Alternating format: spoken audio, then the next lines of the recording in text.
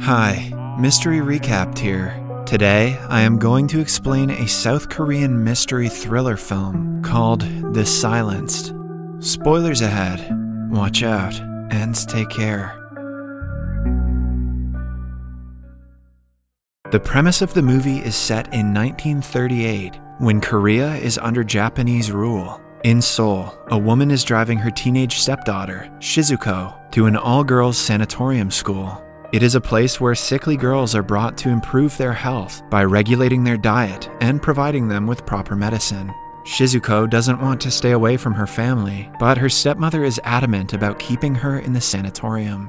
She plans to go on a trip to Tokyo to join her husband after dropping her off. The girls of the school excitedly look outside the window, intrigued by the new member about to be added to their school. The principal welcomes Shizuko and promises to make her healthy in no time.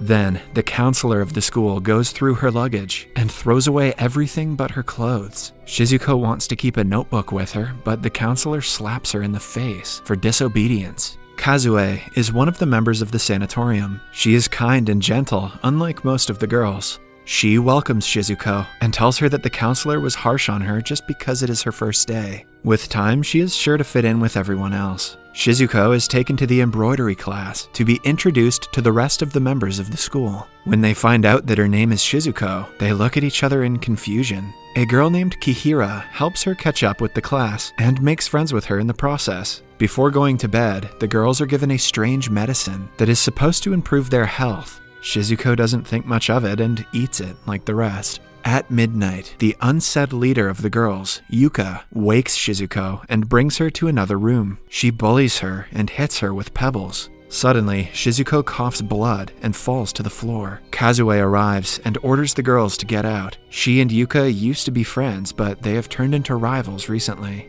The following morning, Shizuko is summoned to the principal's office. The principal gives her a strange tea and tells her about a competition. Every year, they select 2 physically outstanding students to send them to Tokyo for further studies in a prestigious school. Every girl is competing to win the grand prize, and the principal wants Shizuko to do the same. Following that, Shizuko is injected with a dose of the medicine that the counselor says will help eliminate her illness. While returning to the room, Kihira approaches her and reveals that someone of her name used to live with them not long ago. It turns out that Yuka, Kazue, and the older Shizuko were best friends, but one day, Shizuko disappeared mysteriously without informing anyone. Later, Kazue takes Shizuko to an underground hidden storeroom. She had found a notebook in the room some time ago and wants Shizuko to have it since hers was taken away by the counselor. The two befriend each other while talking about their past. In school, the level of physical fitness is measured by how long the girls can jump. In their next physical test, Yuka and Kazue score the highest. Shizuko, however, cannot even make the jump. Later, during lunch, the principal asks the girls to take their medicine every day and on time. She emphasizes that the medicine is prescribed to them according to their physical condition and will help them get better. Shizuko quietly asks Kihira what the old Shizuko was like. All of a sudden, Kihira attacks her and tries to choke her to death. Kazue saves Shizuko, but Kihira starts to struggle on her own. Her bones crackle and a white foamy substance comes out of her mouth. A while later, Kihira is back to normal and doesn't remember losing her temper. Shizuko apologizes to her nonetheless. The next day, Kazue and Shizuko sneak out of the school and walk through the forest. After walking for a while, they reach a river. Shizuko is overjoyed as she has never seen a river in her life. In the following physical test, Shizuko manages to jump longer than most of the girls and lands in the 3rd position after Kazue and Yuka. Her health starts to improve, and she believes that it is because she finally has a friend she can rely on. Seeing Shizuko and Kazue spending time together, Yuka gets jealous. She puts a dead bird in Shizuko's closet and tells her that she will always be pathetic. However, now that Shizuko is healthy, she doesn't back down. She puts the dead bird on Yuka's plate during breakfast to retaliate. One day, Shizuko discovers a notebook under Kazue's mattress and decides to check it. Inside, she finds a torn picture of Kazue. Then, she notices a necklace on the floor, but before she can pick it up, a hand emerges from under the bed and takes it away. On checking, Shizuko finds no one under the bed. Seconds later, a gruesome-looking girl appears on the other side of the room. Shizuko runs outside in fear and bumps into the counselor. When she checks under the bed again, she is surprised to see no one. Then, a girl named Iguchi mysteriously disappears. The principal announces that her mother came in last night and took her home. Shizuko doubts the story because the girl under the bed looked exactly like Iguchi. She tries telling Kazue about the matter but is dismissed. Following that, Kihira asks her if she really saw Iguchi. When Shizuko confirms, she asks her to look under the stairs. To her horror, another girl in the same condition as Iguchi lies inside. When Shizuko retreats in fear, she bumps into Kihira, who is now choking herself. When asked what is wrong, she drops to the floor and struggles to get up. Her bones crackle and her body folds in half. Shizuko runs to call the counselor, but when they return, both Kihira and the other girl are absent. Shizuko is sent to the principal's office, who declares that she is hallucinating and needs a greater dosage of medicine. She also says that Kihira has transferred to another school as of that morning. Shizuko is now sure that something about the school is off. Later, she and Kazue are together on the playground, talking about different things. Shizuko knows that Kazue has been nice to her because she reminds her of the previous Shizuko who lived with them. She doesn't mind being a substitute, but she doesn't like the fact that Kazue doesn't care about her if it weren't for the older Shizuko. Kazue keeps quiet, confirming that she in fact takes care of Shizuko only because of her old friend. Angered, Shizuko jumps like they do on a physical exam and crosses the entire runway. Both of them are just as shocked as the other. They go to the bathroom, where Shizuko says that she feels weird and asks for her help. This reminds Kazue of a past event that still haunts her. She runs away and goes to the basement. In the middle of the room is a big box that also reminds her of something from the past related to the older Shizuko. Following the encounter, Shizuko goes to the principal's office and asks to be off the meds now that she is feeling a lot better. The principal agrees and asks her to return to her room. During the next embroidery class, the principal announces that she is going to choose a potential candidate who she thinks will win the competition. Everyone believes it will be either Kazue or Yuka, but to their surprise, she chooses Shizuko. Once the teachers are no longer around, Yuka attacks Shizuko for taking away her opportunity. After being banged on the cupboard several times, Shizuko screams and pushes her back. The force causes the cupboard glass to shatter into pieces. In a fit of rage, Shizuko grabs Yuka by her neck and lifts her into the air. Her strength surprises everyone, and no one dares to stop her. She only comes back to her senses when Yuka falls unconscious. Then, Kazue asks her if she is fine.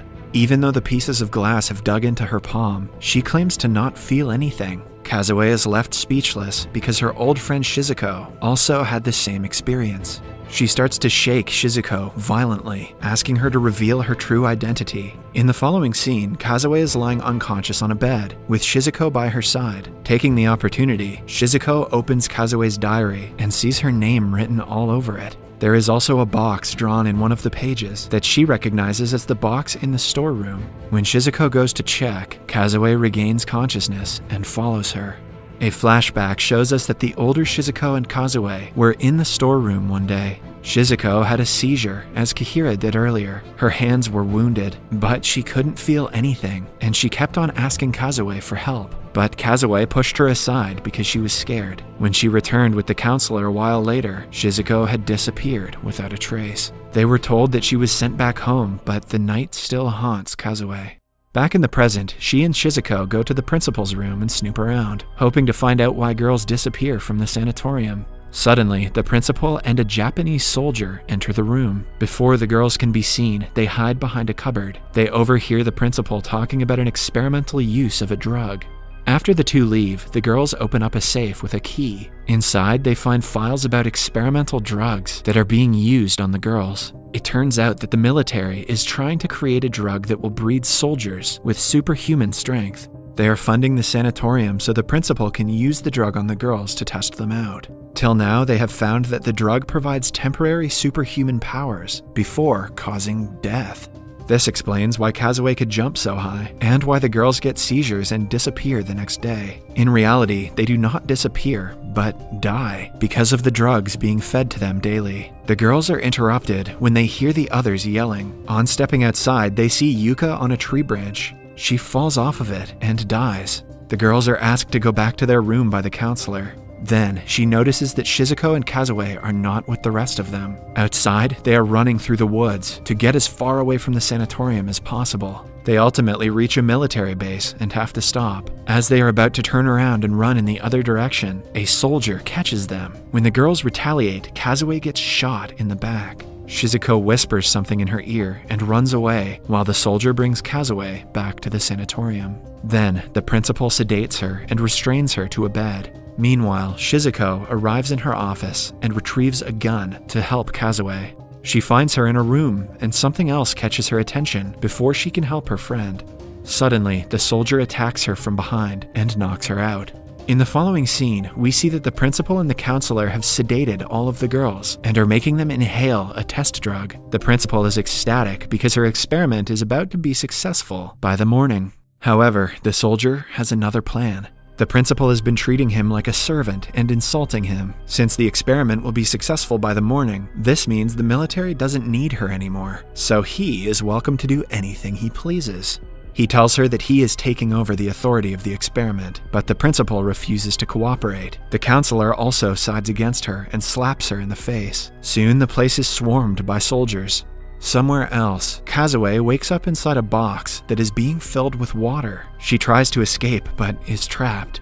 A while later, Shizuko wakes up and runs to look for Kazue, but she comes across a room with several tanks, with the girls frozen inside of them. To Shizuko's horror, Kazue is also inside a box. She cries, asking her to come out, but her friend is long dead.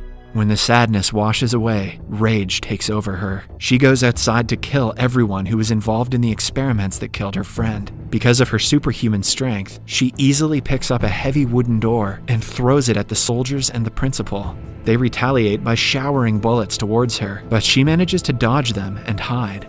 Following that, she kills all the soldiers one after another. In the other room, the girls have also gained consciousness. Induced with superhuman strength, they attack the counselor and strangle her. Somewhere else, the principal tries calling the military base, but Shizuko finds her before she can. The girl picks her up and throws her to the ground with little to no effort. Then, she is making her way to Kazue when suddenly, the principal shoots her. The bullet misses Shizuko and hits the box, breaking it. Kazue's lifeless body falls out of it, further enraging Shizuko. She picks up the principal and impales her on the wall. In the final scene, we see that the girls have killed each other, growing aggressive because of the drug that was given to them. They have also embroidered the counselor's body after killing her. The entire sanatorium is a mess, and dead bodies lie everywhere. The only person alive is Shizuko, who is sitting by Kazue's corpse. The moral of this story is that steroids are no good. Subscribe for more videos like this. Turn on notifications. Thank you for watching.